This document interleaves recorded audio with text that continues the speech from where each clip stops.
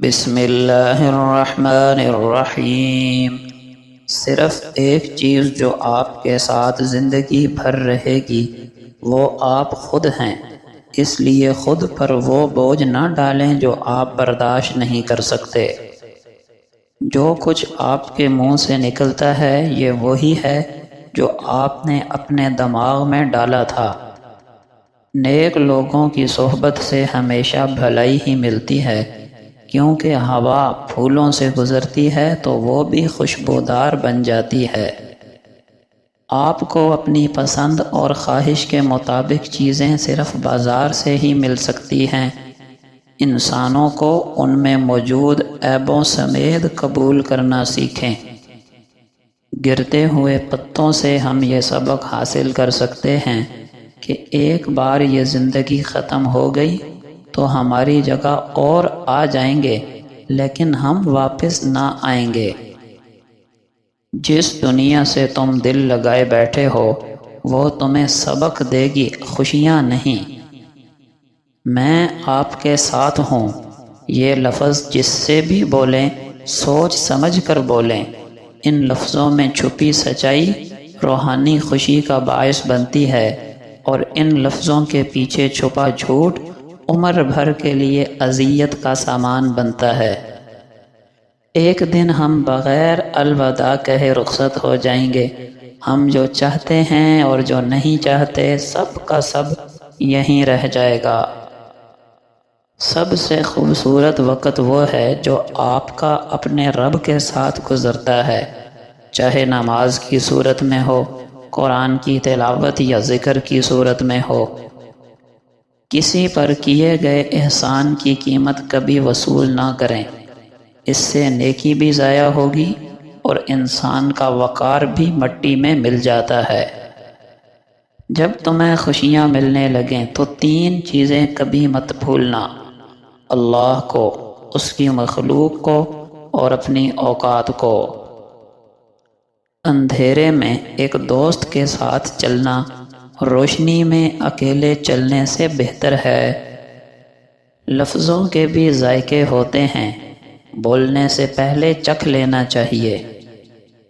انسان سب کچھ بھول سکتا ہے، لیکن وہ وقت کبھی نہیں بھول سکتا جب انسان اکیلا لڑ رہا ہو اور اپنے کھڑے تماشا دیکھ رہے ہوں۔ کپڑے جسم کو ڈھانپ لیتے ہیں، لیکن گفتگو ایک پل میں انسان کی اوقات دکھا دیتی ہے۔ پہلی دفعہ غلطی اتفاق ہوتی ہے، دوسری دفعہ وہی غلطی آپ کا انتخاب ہوتی ہے۔ خدا سے مدد چاہتے ہو تو غریب، بے سہارا لوگوں کی مدد کرو۔ دنیا آرام گاہ نہیں، امتحان گاہ ہے۔ رشتہ کوئی بھی ہو، خوبیوں خامیوں سمیت برداشت کر کے نبھایا جاتا ہے۔ مشکلات میں پریشان مت ہوا کریں، کیونکہ خدا تعالی بند کیے ہوئے دروازوں میں خیر لانے سے پہلے مصائب سے گزارتا ہے۔ تمہاری وجہ سے اگر کوئی بے سکون ہو جائے تو یاد رکھنا کہ تم ظالم ہو۔ والدین کے ساتھ حسن سلوک فرض بھی ہے اور قرض بھی۔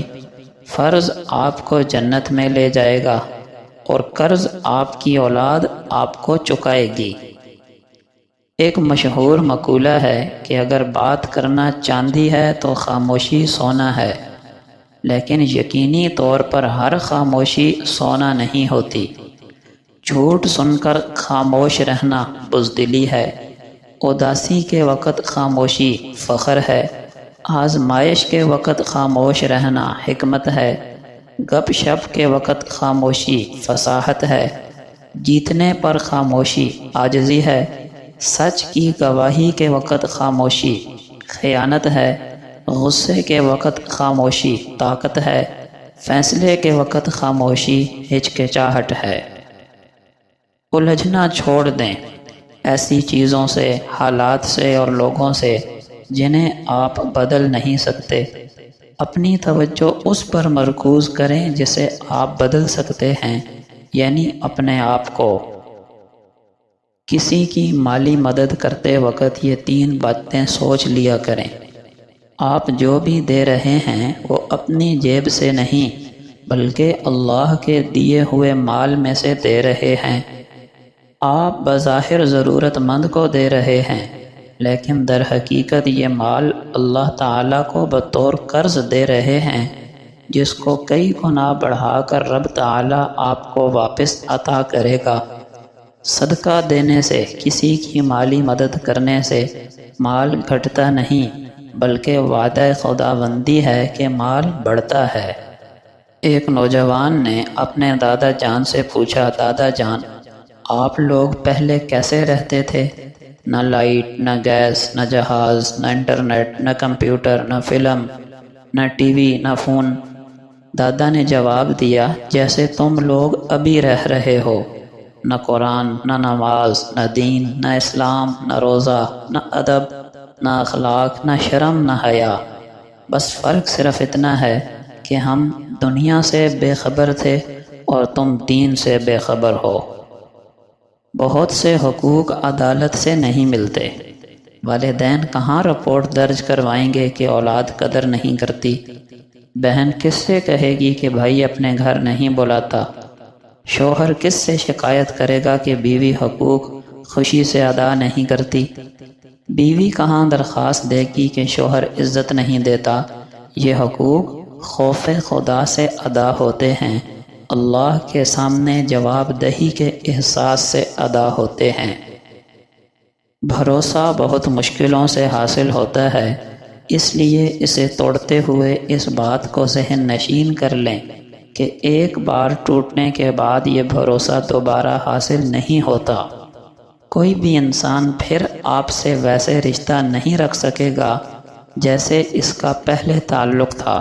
زندگی کے کسی نہ کسی موڑ پر اسے آپ سے کچھ کہتے ہوئے شک یا کھٹکا ضرور ہوگا کہ کہیں اسے پھر سے دھوکہ نہ ملے۔ اس لیے اپنے ذاتی مفاد کی خاطر کسی کے بھروسے اور احساس سے نہ کھیلنا، کیونکہ وقت ہمیشہ ایک سا نہیں رہتا۔ رسول اللہ صلی اللہ علیہ وسلم کا پاک ارشاد ہے، خفیہ و اعلانیہ طور پر زیادہ سے زیادہ صدقہ و خیرات کیا کرو، تمہیں تمہارے رب کی جانب سے رزق دیا جائے گا، تمہاری مدد کی جائے گی، تمہاری گرتی حالت سنبھال دی جائے گی۔ آپ صلی اللہ علیہ وسلم نے فرمایا، جس شخص نے مجھے خواب میں دیکھا تو بلا شبہ اس نے مجھے ہی دیکھا، کیونکہ شیطان میری صورت میں نہیں آ سکتا۔ جو شخص مجھ پر جان بوجھ کر جھوٹ بولے وہ دوزخ میں اپنا ٹھکانہ تلاش کرے۔ آپ صلی اللہ علیہ وسلم کا ارشاد ہے، اللہ کی قسم، آخرت کے مقابلے میں دنیا کی حیثیت اس سے زیادہ نہیں۔ جس طرح تم میں سے کوئی شخص اپنی ایک انگلی سمندر میں ڈالے اور پھر دیکھے وہ انگلی اس میں سے کتنا پانی نکال کر لاتی ہے۔ غصہ شیطان کے اثر سے ہوتا ہے اور شیطان کی پیدائش آگ سے ہوئی ہے اور آگ پانی سے بجھائی جاتی ہے۔ لہٰذا جب تم میں سے کسی کو غصہ آئے تو اسے چاہیے کہ وضو کر لے۔ جس شخص نے کتا پالا جو نہ شکاری ہے، نہ مویشیوں کے لیے ہے اور نہ زمین کی حفاظت کے لیے ہے، تو اس کے اجر سے ہر روز 2 قیرات کم ہو جائیں گے، اور آخرت کا 1 قیرات احد پہاڑ کے برابر ہے۔ نبی کریم صلی اللہ علیہ وسلم کا ارشاد ہے، جس شخص نے اخلاص کے ساتھ لا الہ الا اللہ پڑھا ہوگا اس کو روز قیامت میری شفاعت نصیب ہوگی۔ اس پر اللہ تعالی جہنم کو حرام کر دے گا، اللہ تعالی اسے جنت میں داخل فرمائے گا۔ آپ صلی اللہ علیہ وسلم کا فرمان ہے، جو شخص خلوص دل سے اس بات کی گواہی دے کہ اللہ کے سوا کوئی معبود نہیں، وہ یکتا ہے، اس کا کوئی شریک نہیں، تو وہ جنت میں داخل ہوگا۔